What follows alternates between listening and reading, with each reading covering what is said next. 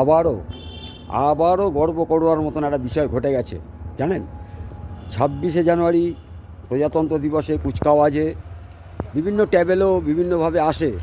সেই ট্যাবেলোগুলো প্রত্যেক রাজ্য থেকে একটা করে পার্টিসিপেট করেন তারা। তাদের যে ঐতিহ্য, তাদের যে কালচার, কৃষ্টি, তার উপরে বেস করে একটা ট্যাবেলো তৈরি করা হয় গোটা দেশের কাছে, যেটা সিম্বলিক হিসাবে পৌঁছানো হয়।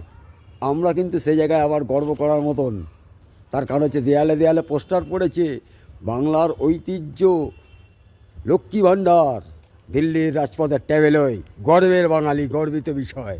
আহা, কী গর্বের বিষয়! সালা আমরা ভিখিরি দাদা, গোটা ভারতবর্ষকে জানাচ্ছি আমাদের ঐতিহ্য একমাত্র ভিক্ষাবৃত্তি, অনুদান আর এই ভাণ্ডার। এর বাইরে আমাদের কিচ্ছু নেই। না শিল্প আছে, না কৃষি আছে, না কিচ্ছু আছে, শিক্ষা আছে, সংস্কৃতি আছে, কিচ্ছু নেই। একমাত্র লক্ষ্য হচ্ছে আমাদের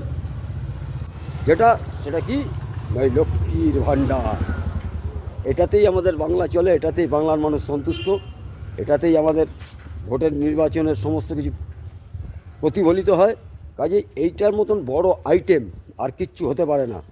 বাংলাকে নতুন করে দেখানো হলো যে দেখুন, গোটা ভারতবর্ষই বাংলার একমাত্র কৃষ্টি, কালচার, শিল্প, সংস্কৃতি বলতে একটা মাত্র বিষয়, সেটা হচ্ছে ভিখিরির বাচ্চা লক্ষ্মীর ভাণ্ডার।